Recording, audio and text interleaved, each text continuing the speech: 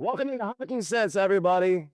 Hope you're doing well. I know you're used to getting Hockey Sense brought to you by First Community on Fridays, but we're doing it on a Saturday with trade deadline yesterday. I mean, it was just a crazy, crazy day. Hope you can see me okay. I know the sun is coming in. Jammer's going to join us here in a few minutes, but he told me before, don't let them see your bed in the background when you're in a hotel. See, like if you see that, there's the bed. Probably looks better that way, but better light. Great to have you with us. This is going to be a relatively quick show, quicker than usual. Not bringing on any other guests. We're not going to break down the entire trade deadline, although we won't go through it simply from a Blues perspective and look at some of the other bigger deals that took place around the league and focus on this team right now, who all of a sudden is, I mean, they're winning games, but it's been a crazy 38, 72 hours for the St. Louis Blues. And we're going to talk all about it here, not only with Jamal, but I want to get into it as well. First off, we have business to take care of. First Community brings us Hockey Sense each and every week from Half Coast Studios, man. We love our friends at Half Coast Studios. Alex, Aiden, we got Maddie on the ones and twos. Everyone there's Maddie from the Camera Strip podcast, and he's hooking it up today on Hockey Sense.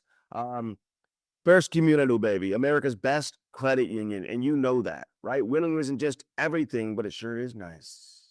It sure is nice. We know that. Winning's not everything, but it is nice. First Community just announced as a winner of America's Best Regional Credit Unions by Newsweek Magazine and Plant Insights Group. You gotta be kidding me. This was a survey of over 66,000 individuals, included over 140,000 reviews of regional banks and credit unions. So a lot of competition. Only one can come out on top, and that was First Community. You gotta love that. Only one credit union in St. Louis received this honor, and there's a reason for that. Come find out why. Stop by a First Community branch today. I always tell people, sign your son or daughter up for the Little Brews program. It's the best way to get your son or daughter introduced into the game of ice hockey. So do it and do it today. First Community. No one supports hockey in St. Louis more than First Community. We had casino night with the Blues recently, brought to you by First Community.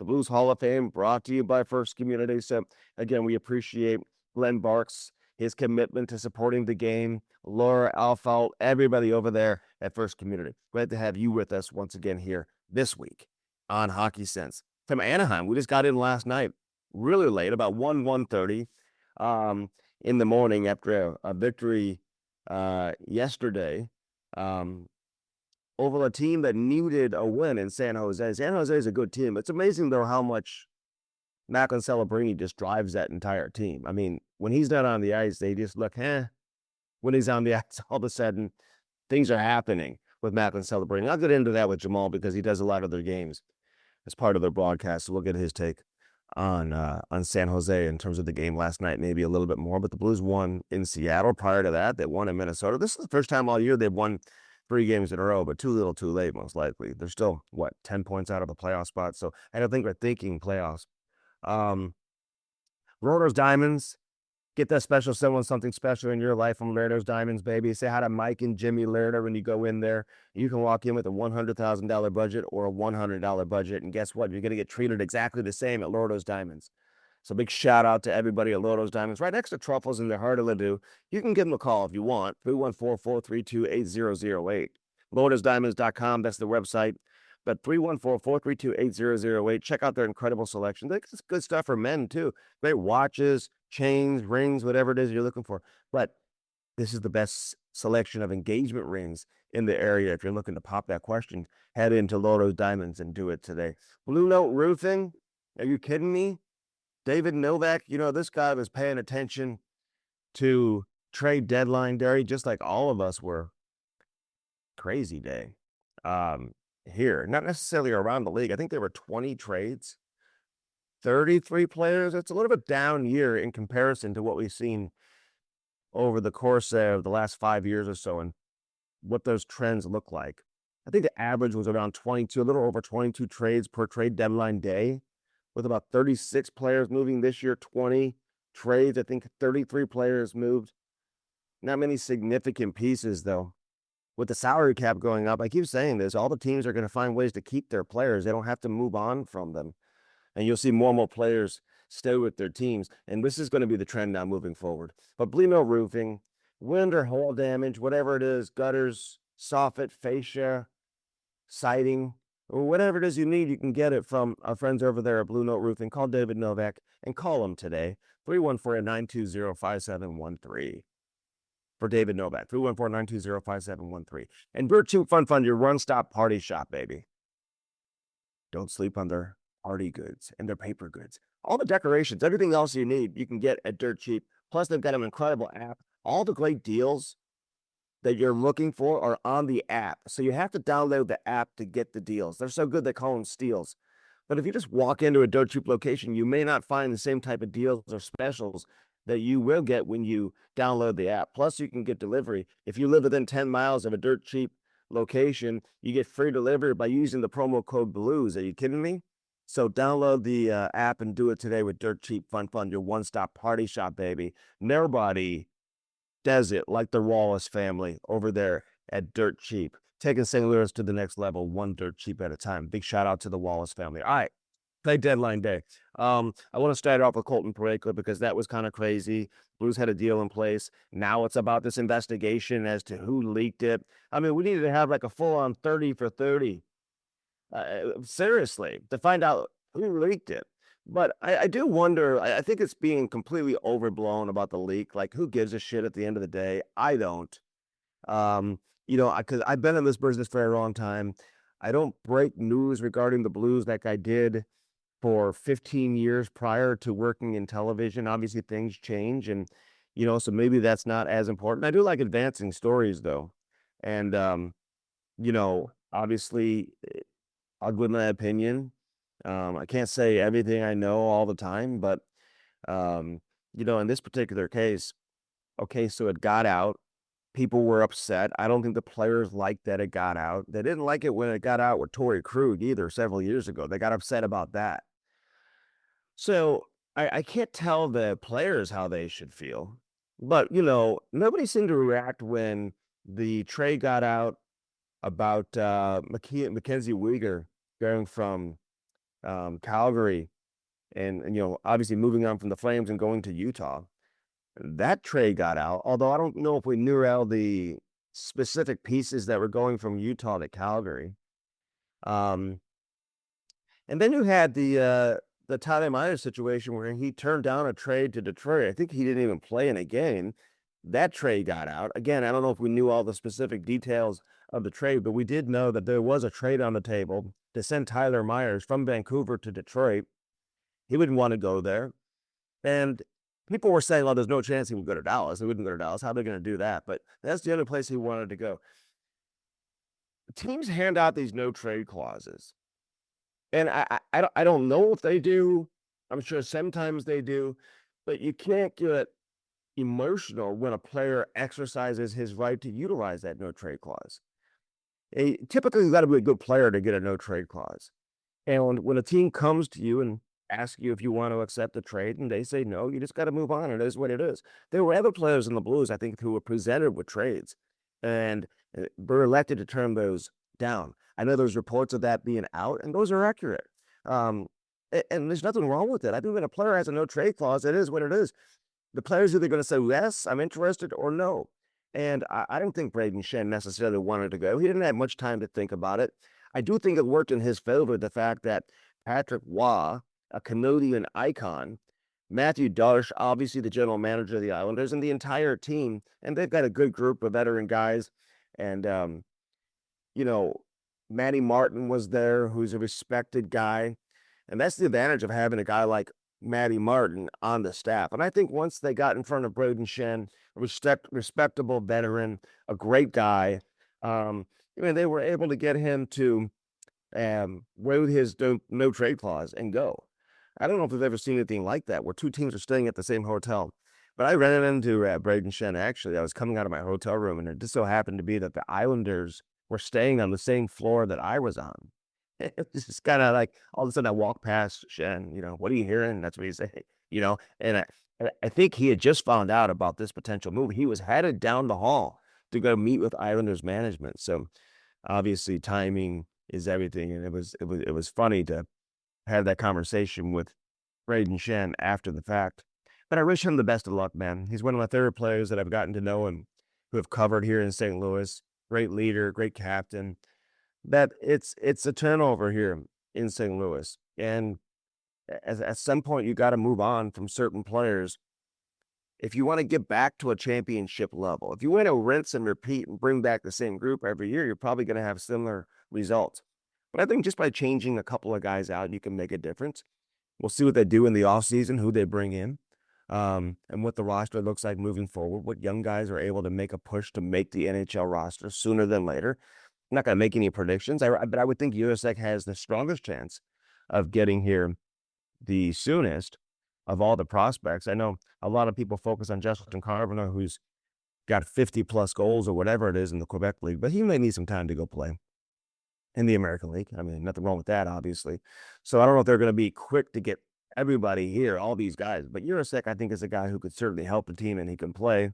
But the Blues probably need to add a little more dynamic offensive skill, scoring ability, playmaking ability to their roster because they're limited from that standpoint. And they've got good players all around, but just in terms of that dynamic skill level that you typically see that would pop on television when you watch, or that can separate you from a number of other teams around the league, they're just lacking that a little bit right now. So I don't have a problem with the trade on the surface. The Blues save money. They move out $13 million in money that's owed to Braden Shen. They bring in $4 million that's owed to Jonathan Drouin. Drouin's an interesting one because he was such a highly touted prospect coming out of junior. This guy was an unreal player in the Quebec League, won the Memorial Cup. Everyone was just going crazy about this kid. He was the third overall pick back in 2013. That was the Nathan MacKinnon trade. He's good buddies with MacKinnon. Obviously played in Colorado the last couple of years. He signed a 2-year contract with the Islanders. Actually turned down more money and better deals. He could have gone elsewhere. Signed with the Islanders. Never was able to establish any real chemistry with other Islander players that he was playing with. Never seemed like it was a great fit, you know. But he did have 93 points in 120 games over 2 seasons with Colorado. Now, I know it's Colorado and there's a lot of good players, but he still found a way to produce. And that's how he got a decent deal with the Islanders. He got a 2-year contract of $4 million per. It just didn't work out, didn't fit with the Islanders. Now he comes here, he's got 1 year to prove himself for his next deal starting next season. But obviously that clock begins the final 20 games or so here in St. Louis. But I had a chance to talk to Drouin yesterday. He came on with us during the second intermission during our television broadcast. I like him. Really easy guy to talk to. Veteran guy. He's been around a lot of good players. Played for some good teams. Obviously came in to the NHL with Tampa Bay. Spent a number of years at Montreal before going to Colorado. So sometimes it just doesn't fit. We've seen players come here to St. Louis and it just doesn't fit. And I think that was the case for Drouin. He needed to get out of New York, and so he was able to do so. Colton Parayko. Listen, Colton Parayko's always been one of my favorites, right? And the way that went down, it was just a little bit strange. I didn't think a lot of people expected Parayko to be on the move. But why would you be surprised in reality? I wasn't overly surprised to see Parayko be presented with a potential trade. Now, you can talk about it getting out and all that type of stuff. It's going to happen. It's 2026. Stuff gets out. Who's responsible for it? I mean, you guys all saw the comments from Doug Armstrong. He was adamant that it didn't come from him. So I think you have no choice but to believe what he's saying. If he's checking phone records and doing all of that, I mean, I don't want to go too crazy with it. I mean, it's not that big of a deal. I mean, let's be honest. I think it is a big deal if somebody in your room, your war room, is all of a sudden leaking stuff out to the media. That shouldn't happen. It's one thing to maybe give a little bit of confirmation here or there, give a scouting report on a player. But, when it's affecting lives and people, you got to be careful with that. So everyone's pointing the finger at St. Louis. They say it's not them. The Doug Armstrong goes as far as to say he checked phone records and he threatened to fire people if it was proven that it was them.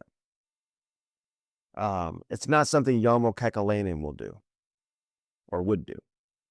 I don't know the rest of his staff that closely, but I know Mark Bergevin, he wouldn't do it. I can promise you that. Eric Stahl, I could promise you he's not doing that. So I don't know. Maybe it did come from Buffalo. But at the end of the day, does it really matter where it came from? It got out. I don't think Parayko's camp was overly thrilled about that. He thought about it. He turned it down. It's his right to turn it down. And now I think we'll all be interested to see where it goes from here. But I know there's a lot of talk right now about Buffalo, and I don't want to take cheap shots at Buffalo, but I did say it on Nick Kiprio's show.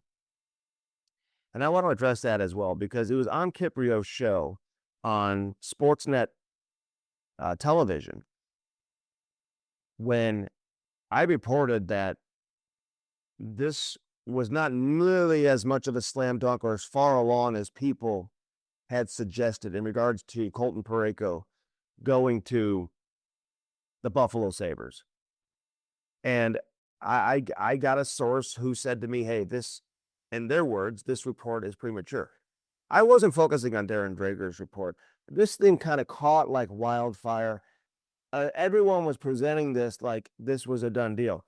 And I think some people were even suggesting, hey, this is happening. Obviously it needs the players' approval. And it was almost presented as if Colton Parayko had packed his bags and he was on his way to Buffalo. So this is spur of the moment. It's during the trade deadline.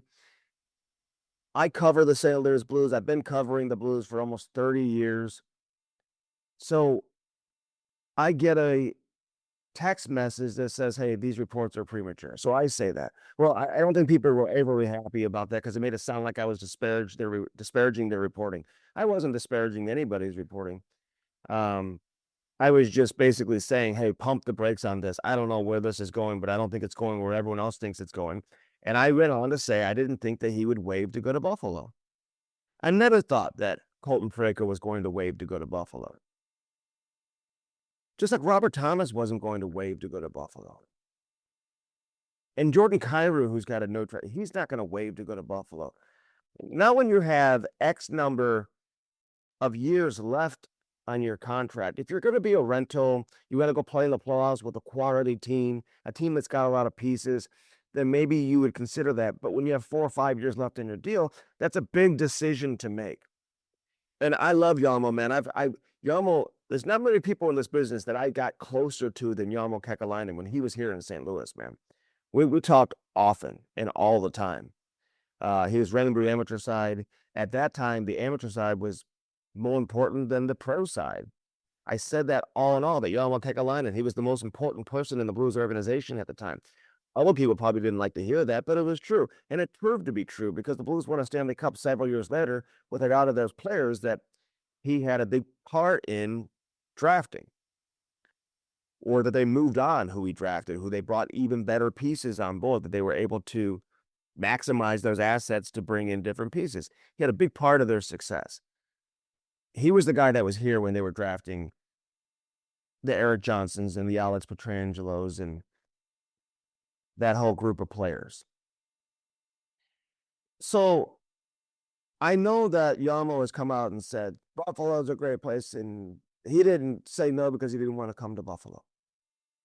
But the reality is, what I said with Nick Kiprios was, if a player like Thomas, if a player like Colton Parayko, this would be a changing of the perception of that players have had for several years about the Buffalo Sabres, where all of a sudden a prominent player is waiving his no trade protection to go to Buffalo. We hadn't seen that in quite a while. And Buffalo hasn't always been bad. They've been bad for a long time, but they haven't always been bad. You go back to their years with Chris Drury as a player and all these other guys that they had, where they were a competitive team with Dominik Hasek, and they went to a Stanley Cup final, and they were a playoff team year in and year out. I used to love watching those Buffalo Sabres teams play. They're fun to watch, but we're a rose away from that.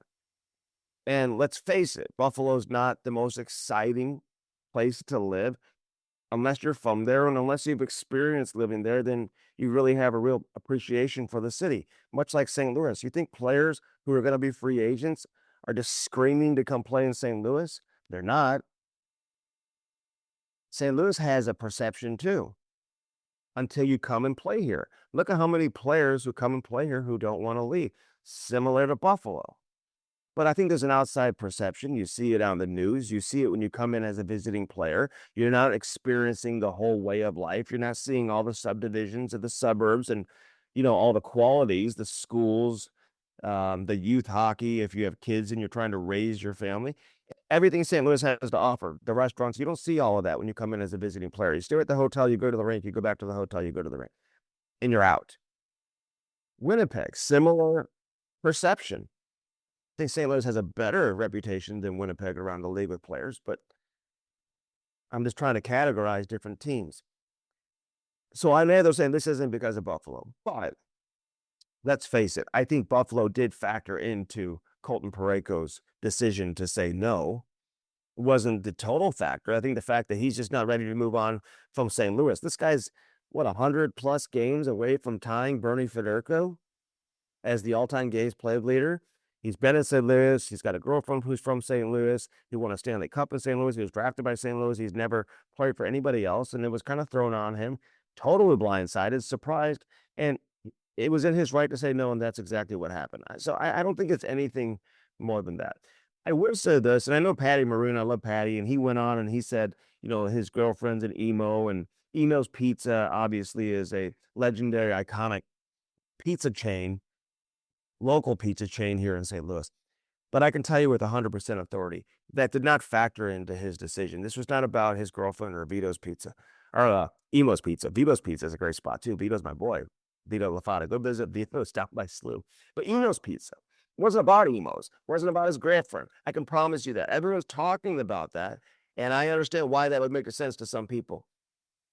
But I can tell you, this decision was not made because of his girlfriend, who is an emo and related to the Emo Pizza family. Okay? So let's get rid of that real quick. I know it's fun. I don't want to ruin the party for everybody, but this was purely hockey related, and it was purely Colton Parayko's decision on what he wants to do and what he feels like is best for him as an NHL player in the short term and in the long term. And my feeling is, wherever you have a no trade clause, then if I was a player and I had a full no trade, guess what? You're not going to tell me where I'm going to go. I'm going to tell you where I want to go. And then if you want to trade me, you've got to go find a way to make a deal with that team. That's just the way I would approach it. And I would imagine a number of other players approach it that way too. It doesn't mean a team is doing anything wrong by going and finding a deal that makes their team and their organization better. There's nothing wrong with that, and then going to the player, but you have to be prepared that that player may not say yes, especially when it's a destination like Buffalo.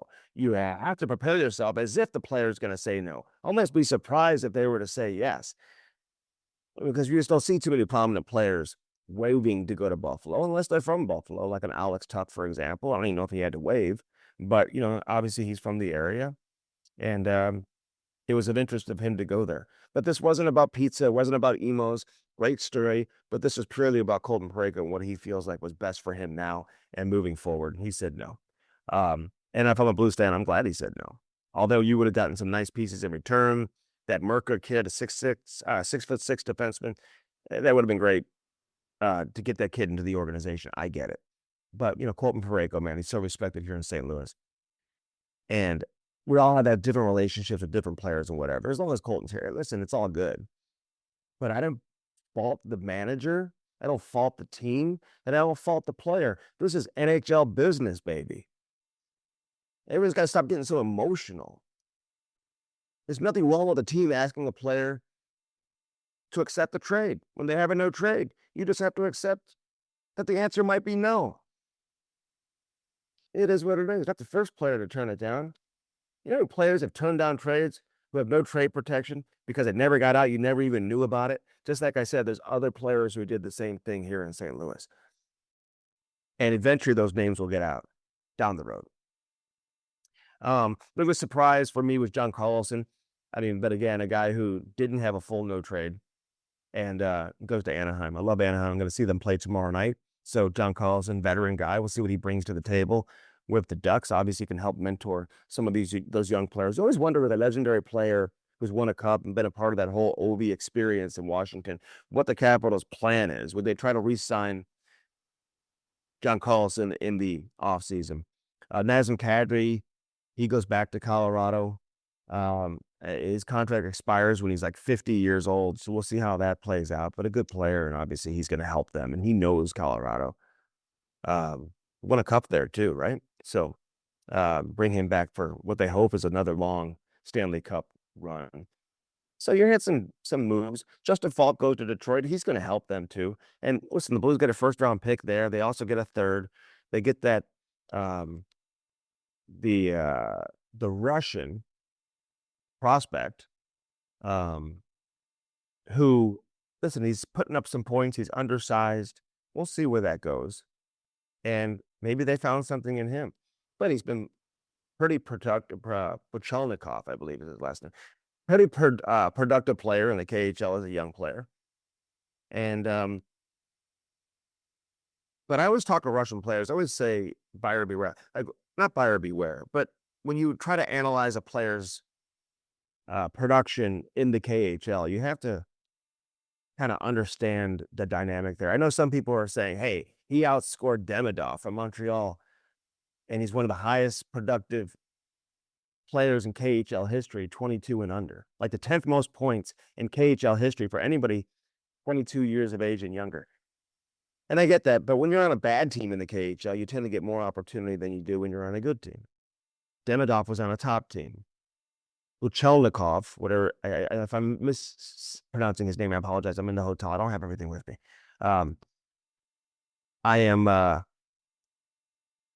He apparently is on a bad team, and he's taking advantage of it. He put up some points, and we'll see where that goes. We got to see him get over here before you truly analyze him. He's not a big guy, but he's got some speed and has some legitimate skill. So maybe they found something. I think they're happy with the player that they got, but even more so with the fact that they got a first and a third. So now the Blues have 3 first-round picks. So again, they can flip this and turn this around pretty quickly. I know the first-round pick they got from New York is Colorado's first-round pick from the Brock Nelson trade. So it could be the last pick in the first round, basically a second-round pick. But you can always package that as part of a bigger deal in an effort to help your team. So everyone take a deep breath. Everyone's feelings get hurt, man. I mean, yeah, everyone's just got to take a deep breath, man. It's business. Business is business. We're going to talk with Jamal Mayers coming up. Next, looking forward to speaking with Jammer here on Hockey Sense, brought to you by First Community. Stay with us. All right, great to have Jammer with us. I was telling our listeners before we came on, Jammer, I'm like, I don't want to share my bed, see? Oh, Jesus. Jammer said, don't share the bed. No one wants to do that. So I got the window behind me, but it's kind of bringing a little bit of a glare, but it's all good. Great to have you with us as always. Listen, you spent your entire adult life in hotels and whatnot. There's a light. I wish I could turn it around. It's underneath the TV. I looked all night long, Jammer. I can't find the switch, how to turn this damn light off. So I slept in like a bright light room last night. I couldn't turn the lights off in this place. No way. There's got to be some kind of, I would check the side of the desk. Yeah. The side of the furniture. I called down to the front desk 5 times. Nobody answered all night long. Oh, my goodness. We didn't get in after 1 a.m. They must answer me. Aren't you supposed to be at 5-star hotels, and isn't it a rule? It's a nice one. It's a good league. When did you guys start traveling like this? I never did commercial. Never? No. So I think what happened was, my first year was 96, right? Technically, my first full year was 98. But the thing is, there's probably 12 to 15 teams that flew charter back then. And so we would play against teams, Edmonton being one of them. I know for a fact they did not charter. So they would say, hey, we're staying over, or you'd know that, they were actually catching a commercial flight the next day. Okay. What about the hotels though? When did you start really staying at the Ritz-Carlton, Four Seasons and all? Was that your whole career? I feel like that started no, I think that started after '04. I think Okay. it came into effect where you had to be a four-star hotel. Pretty sure that's what it is. You think that's what it is now? I think it's 5-star now, baby. Oh, it's a good league. The Never Hungry League too. Oh my God. I know the Blues do it right. That's one thing I will say. Like I think most teams do nowadays. Maybe you can't get around it, but I'll give them credit. They take care of the players. Players have nothing to complain about. Also, Jammer, you know that. Oh yeah. Do you guys get to eat? When I say you, I mean the media. Do you guys get to eat the pregame meal? What do you mean by pregame at the hotel? You mean? Yeah. No. Oh, good. I'm glad. But So some days I wish we could. I know I wouldn't ask for that though, but that's their time. You mean like and like also No, to the hotel after games when they go and eat, and we don't eat with the team okay, after. this is my thought. Okay, the team eats after pregame skate, right? On the road. Yeah. They probably eat, I would say it's around, I would say 1 o'clock. Is that right? I guess, yeah. When they Let's, come back, a lot of times they're skating or rather than having 30 well, on the let's, grid. let's say it ends. It definitely ends by 2. Hmm. In my opinion, just let the media go in at 2 so media can eat from 2 to 3. You're not in there with the players. If the players want to stay in there longer than an hour, which is not true, they want to have their nap.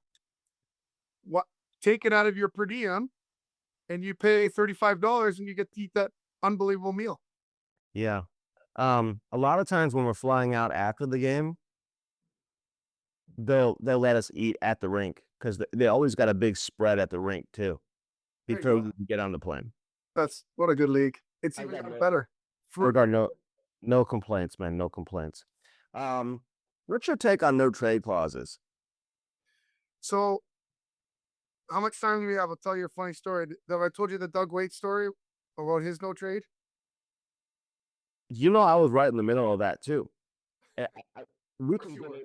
I know. Well, you know how it was back then, Jen. I love seeing everyone from your era, man, because it was so much fun to cover, and you guys were so great, man. But the teams you played on, and even after you, when it was the Oshie and the EJ and the Bergie and the Shattenkirk, that whole era with Cam and everybody, those days were incredible too. And this group is awesome. But go ahead and then I'm gonna give you my connection to it as well. I'll give you the Cole's notes, the Cliff's notes version. Um, for those of us on both sides of the border here. So after a practice where Dougie used to live not far, like less than 5 minutes away off of Ladue from us. And he called me and said, it was like 2:30, said, "Hey, can you come over?" And I was like, okay, which was quite strange. We just practiced. I got home probably around 1:30. So he calls me an hour later and I'm like, yeah, sure. So I get over there and, his poor wife was crying. And I'm like, what's going on? I'm like, go in the basement. It's like, let's go downstairs and talk. They just redone the main floor of their house, looked unbelievable. Um, and he goes, well, management came to me and said they want to, they have a deal for me to go to Anaheim, but they're going to give me 24 hours or 48 hours to make my decision. But I think I want to stay. And I'm like, Dougie, like, don't feel bad about us. Like, I think you should go. Like, they've got a really good team. And like, Huh? I know as a friend, I'd hate to see you go, but like, I think for you, like, that might be the right thing. Like, that's a good move for you. And, we just talked for like half hour, an hour or whatever, just, reminiscing on some of the good times, right? Because he was unbelievable at getting the team together. Yeah. Dinner parties and like Halloween parties were at his house, get togethers. It was shared between him and Walt, but they both did an unbelievable job of doing things as couples, that the team together, we're always together doing things together. It made for a special bond with our group, and they were the catalysts behind that. Anyway, so fast forward to a couple days later, and Doug had told them that no, he thinks he wants to stay, and things quickly turned, and they had said, "Well, then we're gonna have to waive you or move you, or we're gonna not play you." Like they didn't play nice. Okay, so he was our best player. And so the trade worked out well for both teams. Ended up getting Andy McDonald, had a fantastic career. I'm only telling you the story to illustrate my point of the fact that having a no move does not mean you're not being moved. What it means is you have some say in where you're being moved. Because I'll tell you this, no one wants to stay where they're not welcome or they're not wanted. And it's very difficult to go back into a room. And I don't envy Pareko in the least. I don't envy the coaching staff. I don't envy even management to a degree, but it is not easy to go back into a room. And so what happens is we're human, right? He's gonna, it might not come for the rest of the year, but in the summer, this is just my opinion, you're gonna feel like they wanted to move me. Maybe it's time to move on. It's hard to move on from your first place. And I can understand why you wouldn't want to do that in the first 48 and 24 hours, 48 hours. But I will say this. My opinion is this is just as a player, no moves don't mean you're not being moved. It only means you have a choice where you're going. And so, um, and I could be wrong. He could play the rest of his career, but as a human, um, I just see that situation. I feel for everybody involved, but mostly for Colton, because there's no better example of what it means to be a Blue, to be a consummate gentleman, to do all the things he does in the community that no one ever sees. Um, I think he's at the top of the list, and I'll put him right next to Kelly Chase and what he's meant to the community. I will put I will put Colton Pareko right there Wow. next to him. Well, and all the Lowland, um, that entire story that just galvanized the whole community. He was behind all of that. It Yeah, was him who created that relationship, in addition to some other players. Alexander Steen did as well, and Chaser had a relationship. But it was Pareko who really took it to the next level and helped create, Layla becoming an iconic figure as part of that Stanley Cup run. So, but I agree with you. And listen, I've been here for a long time before you came on, and it's like, I typically don't get too emotional. To your point, the team has any right to ask a player to go. And the player, usually you're a really good player if you're able to negotiate that in your contract to get a no trade clause or a no move clause. In this particular case, it's a no trade. So you have the option. And so I think you're right. Um, but you should never be forced into doing something you don't want to do. So maybe it does become awkward, and maybe it does set uh the get the ball railing for you to eventually be moved. But I think now that communication can be had with the team and be like, okay, this is where I want to go. So go get a deal done with that team, and then I'll go. And the player yes. should never accept a deal to it, or feel like the first to accept a deal that they don't want to go to. So, but it got out, and I know there's been a lot of talk, Jamal, about who leaked it and whatnot. And being in this business for as long as I have been, it's like, leaks do happen. People put stuff out all the time. I've been on the receiving end of it on multiple occasions. It wasn't a big deal when the Mackenzie Weegar trade got out. That was out before he went to Utah from Calgary. Tyler Myers, it was rumored that he was going to Detroit. He didn't even play a game for Vancouver because they had a deal in place. That got out. And he was able to, steer his way to Dallas. That was the only place that he wanted to go. His mom lives there. He's now the first player to ever play in the NHL for the Dallas Stars who was born in Dallas. He wasn't raised there, but he was born there. So that's kind of a cool story. Big shout out to Dallas. So those things got out, and it wasn't made nearly as big of a deal. And I think that's why the Blues are having a hard time with it. Everyone's pointing the finger at them. Doug Armstrong comes out and says, it was not us. And I went as far as to check everyone's phone records to make sure it didn't come from us. And I told them they would be fired. I was right there when he said it. Um, that they would be fired if I find out that it was you. What do you make of all that? The whole leak. Is that big of a deal in your opinion? Well, I think it's unfortunate because it puts Colton in a really tough spot, right? I think that's the part that is troublesome. I think that a lot of times, and I'm not privy to how these things happen, But I feel like if you're about to move a player that has a no movement, should you not first go to the player and get a list of potential and get that answer before negotiating that trade? I just think the order of operations, in my opinion, I don't understand. Yeah, I looked at it. Player has a no movement. Yeah. Don't you go to the player and say, I'm gonna be honest, we're looking to move you. Mhm. Do you have a list of teams that are an absolute no?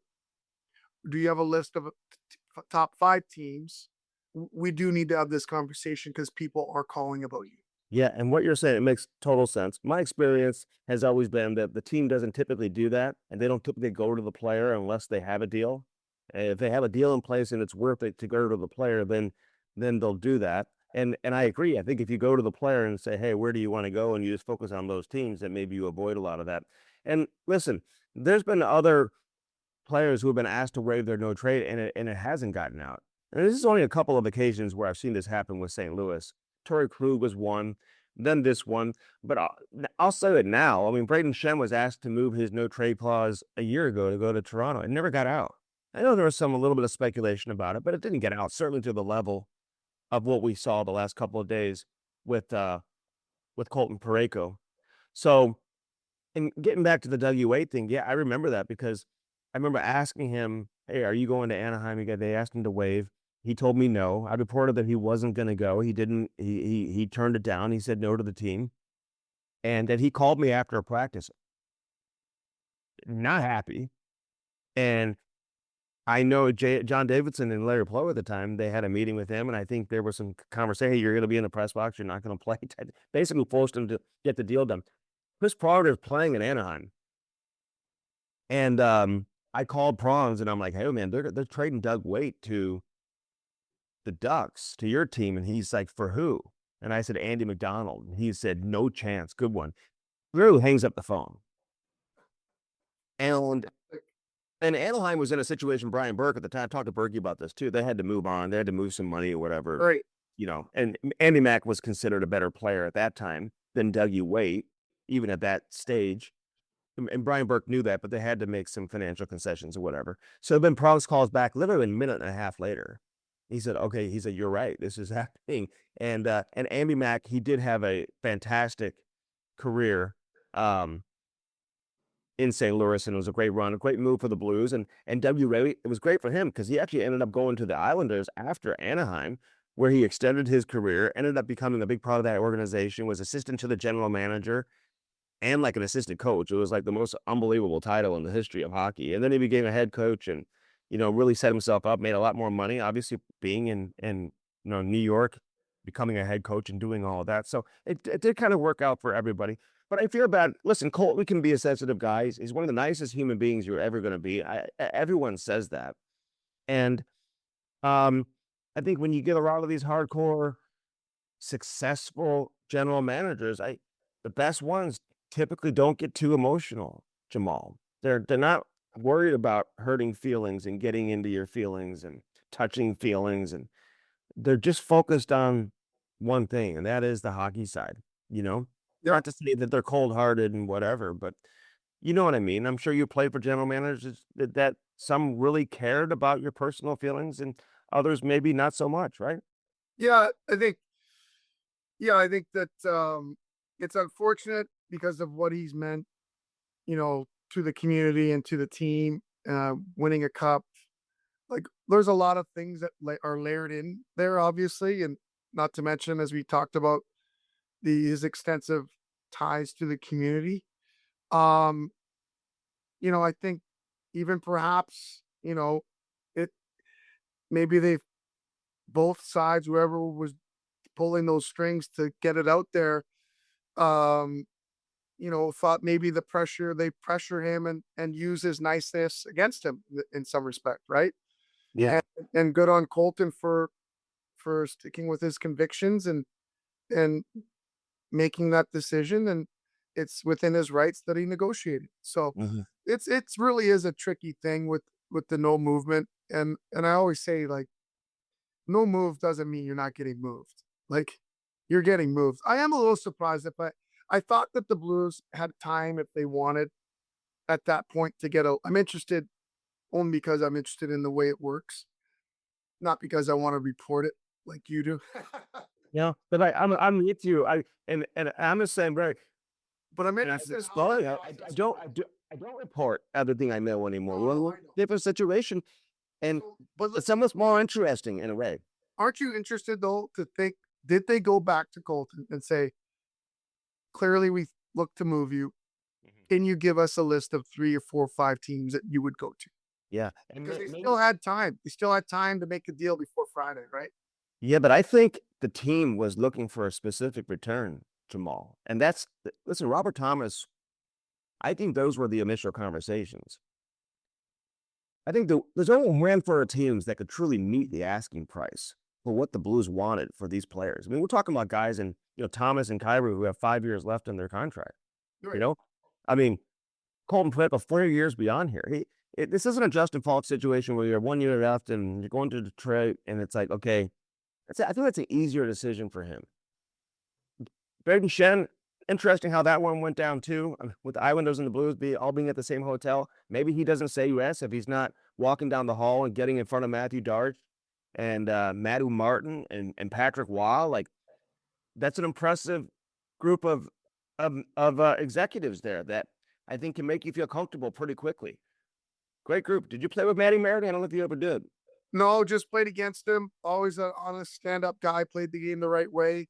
I do know Darsh very well from my days representing the Blues with the NHLPA, and he very astute, smart guy who was. I think we worked together a lot on the pension stuff and trying to help better that for the players and um, guy who does his homework and smart guy who knows the league extremely well and I think that's a great spot for Braden. I think that Yeah. he'll fit in really nicely um to that group that's pushing to make the playoffs. Yeah. But that's good to hear about Darch. I've heard all good things about him. I've gotten to know Matty Martin a little bit.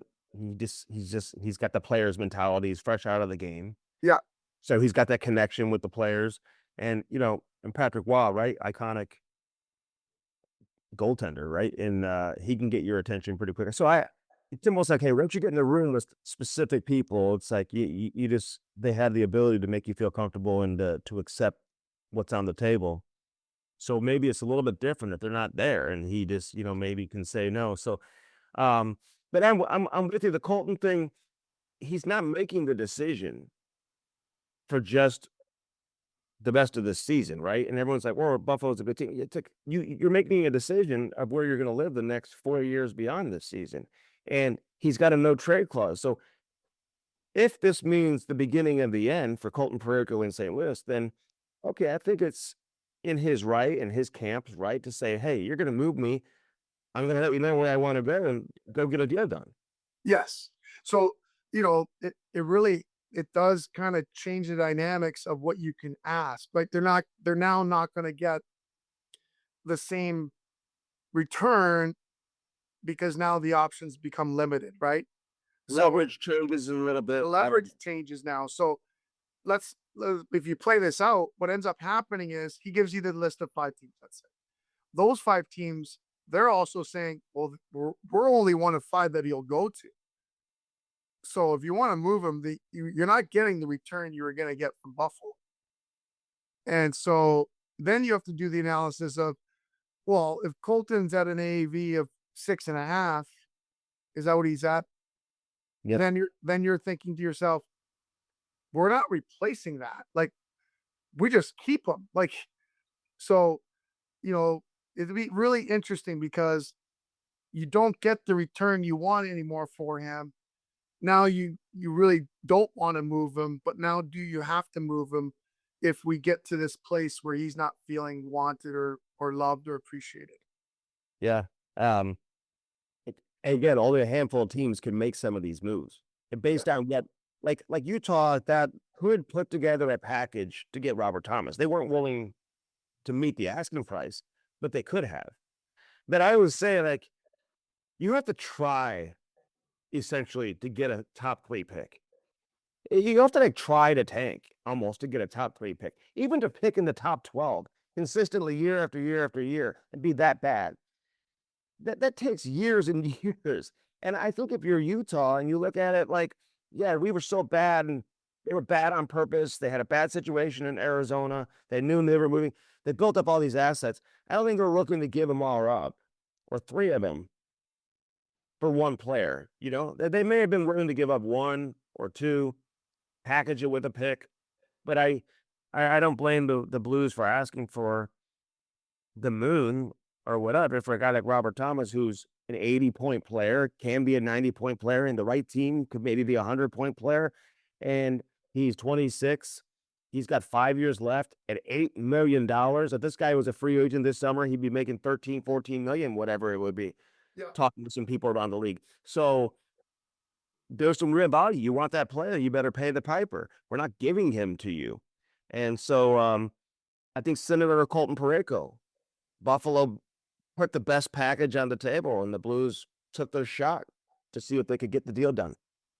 Yeah, it's interesting. It's interesting how things have changed so quickly, relatively quickly. Um, but unfortunately, that's what happens when you have a disappointing season, and the organization has to pivot, and they weren't as far along as they thought they were. And Yeah, there is a positive though. You're getting to see some of these younger players get elevated opportunities, yeah, and and they're going to fill some of those holes, and then you can do some movement, at the draft yeah, and later in the summer. yeah. No, I'm with you. Real quick before I let you go, I was in San Jose last night. It's amazing how the team looks when Celebrini's on the ice and how they look when he's not on the ice. Yeah, Like 2 different teams. this kid just doesn't stop working. It's unbelievable. It's He passes too much. he is. You know what I mean? Like, this guy's so unselfish and he's so creative. Guys aren't even ready for it sometimes. Or it's like, I don't know, you have such a great shot. Finally, he shot and he scored. He's so lethal around that dot. His ability to just kind of take an extra step to the inside of the ice just to change the angle, and he gets so much on it. He's fun to watch, but he truly is their team. And I'm not saying they don't have other good pieces and they're not going to be good for a long time, because they've got the Misa kid who's young. They got Will Smith who's young. Um, you know, and the goaltender's fine and everything. I mean, but he truly like elevates them to a different level. I don't know if they're going to make the playoffs though, Jamal. It's going to be hard. Yeah, they're in a tough spot. It's not only are they bunched in with so many teams, they got to hop around. It's just they're gonna have to go on a run. They're gonna have to win 8 of 10 and do it again, 6 of 8. Like it's not gonna be easy because someone's gonna go on a little bit of a run, and I'm not sure if that we'll see. But what's most impressive for me for Macklin is not only his compete, his engine, all those things, but how quickly he takes the puck from the wall to the middle of the ice, and his attacking mentality, um, and his work rate is so elite. It's Mhm. reminds you of Sidney Crosby, and then uh, venture to say he's more responsible on the right side of the puck at this age than Crosby was, and it's just crazy that he's on pace for 120 points as a 19-year-old. I know, I love it. Which what Crosby did, right? I think Crosby had 100 points at 18 or whatever it was. So, and I feel like he put up some points last year too, didn't he? I mean, Macklin, I mean, he Yeah, plays to 70, baby. he got hurt. So he's hurt to start the year, and he ended up with like 60 something points. Um, but I don't know if anyone really saw this coming. Like Yeah. we knew he'd be good. I thought he would be more like Taser, like 65 to 75, and now he's like in a different atmosphere. And who else stand out from the deadline to you? I mean, you had John Carlson, obviously a little bit of a surprise. Kadri goes from Calgary to Colorado. He's under contract till he's like 55 years old or whatever it is. So it's like, I mean, it'll be good in the short term. But now he's won a state under cup with them. He marries them. They marry him. I always like those type of deals. You bring in a guy who you know, who knows the room, who the core group of players know too. That's way easier adjustment. Like, that's going to be a good fit in Colorado for Kadri. Yeah, I think that was a smart move because you're bringing in a guy who's been there before. When you have strong personality like McKinnon around as well, he knows how to like take those, Harry eyeball looks that are going to come and with stride. I think bringing someone in doesn't know him, that might be a little difficult. I Yeah. also think it's a really smart move because typically when you bring a player of that status who's really good onto a team that's already had a ton of their success, everyone's starting to think about, well, whose ice time is he taking away? Well, right away they have, I believe, 30th or 31st or 32nd power play. Well, he can change the dynamic of their power play and hopefully get that going for them. So that was a really, really smart move there. I think Utah made some nice moves. I like Minnesota, what they did to get themselves ready for the playoffs. Yeah. Um, it's going to be unfortunate. I think you're going to see Dallas and Minnesota in the first round. Like they both had unbelievable years, but one of them's going to be out after the first round. Crazy. It is crazy. What's not crazy is Dobbs tires and Addis centers, baby. Oh, so I got a story for you.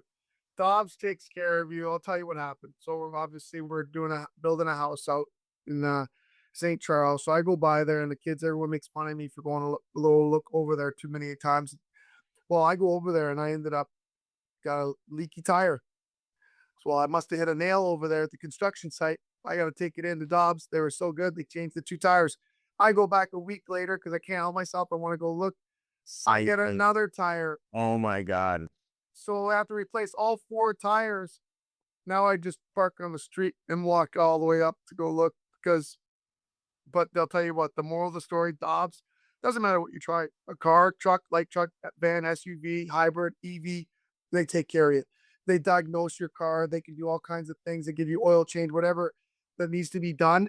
But most importantly, they keep you safe. So they got me in there. They took care of it. They showed me what the issue was, if it can be replaced, not replaced, where I am on the life of the tire.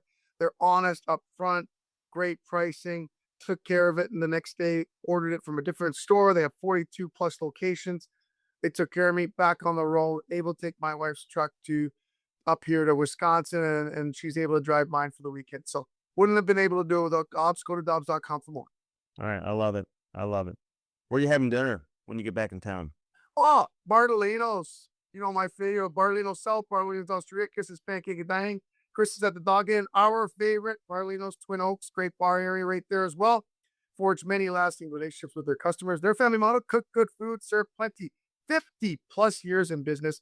Only two places to dine, at Bartolino's or at home. That's it. That's it. Those are the only places. Hey, I'm putting you out in spa, baby. Oh, dude, you are trying to steal my sponsor. I know you. Before, you're gonna have a hot tub and a cold tub and a sauna, just like me. Before you know it. Well, you know what? They're a local master spa dealer with two locations: Sunset Hills in Missouri and Overland Park, Kansas. Mike Leahy's the owner. His daughter will be there to help you out, whatever you need. They are master spas, an American hot tub and swim spa manufacturer located in Fort Wayne, Indiana. American owned and made. They are the largest hot tub and swim spa manufacturer in the U.S. I'm getting one. Michael Phelps, chili goat tubs, cold tubs important. Angie Haas takes care of you down there at the Sunset Hills location of Spas and More's offers quality hot tubs, swim spas, cold tubs, infrared saunas for all of your health and wellness and relaxation needs. Turn your backyard into the oasis of your dreams with a master spas from Spas and More. Spas and More located at 12957 Gravois Road in Sunset Hills, where we put the in spa. The Bruiser went feral Fowler jammer. Oh, bad timing. Take guys out of the lineup. Need to get that lottery. 5 defensemen last night. Philip Walter played almost 33 minutes. Seriously? And this Melvin Moriu, all of a sudden, is like looking like a player too. Like he played like 26 minutes last night. Listen, I've been through this before covering Blues teams that go into that transition. I do kind of enjoy it. You had a rhythm, you want to be competitive, you want to cover the playoffs, you want the team to have success and be in the playoffs, want the organization to make money, all of that. But I do like to see what they have when some of these young guys, when they get an extra, little more responsibility and how they handle it. So that's kind of fun to watch, That's exciting. It's exciting for seeing what's coming, and it helps make them make decisions for next year, right? Like, 'cause Yeah. there's only so many roster spots. Some of those guys are going to be pushing, and they're going to get their opportunity. It's incumbent upon them to take it and run with it. This is how Yeah. guys establish NHL careers. No, I'm with you. All right. Best of luck at regionals. Thanks, bud. One down, two to go. There you go. Keep me posted. We'll be in touch. All right. Take See you, care. buddy. All right. Thanks to Jamal Mayers for joining us. Always great to catch up with Jammer. Been so much going on, and I hope you enjoyed the show. We came out a day later today, so with everything going on yesterday, and I was able to sit down with Blues GM Doug Armstrong. You can check it out on the Blues social media channels, specifically Twitter and Facebook. I know they put the entire interview up there. We aired a portion of it last night during the game on FanDuel Sports Network. So listen, now we move on. Rest of the season. We'll have the playoffs before you know it and everything else that comes with it.